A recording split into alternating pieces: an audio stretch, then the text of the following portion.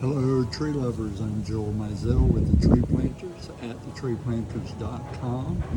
I am in Cancun, Mexico at the, you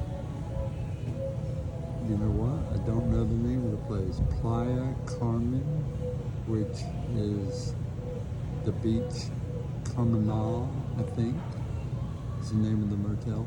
Anyhow, looking at these beautiful coconut palms with pothos vine growing in them. It's a totally tropical look and very beautiful. Now that's not a coconut there, but that is. And let's just walk over here and look at some more of these. There's two more, very tall. It looks like you would be looking down on them from the rooftop. That's how tall they are.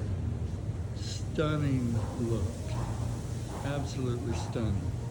This could be recreated without any problem, but it can't be recreated quickly. It takes these vines a few years to get this tall. But if you've watched any of my videos, you know I'm always chasing looks, and this is the look that I like. So think about it. If you like it and you want us to do it for you, you got it. Give us a call. The Tree Planters at thetreeplanters.com.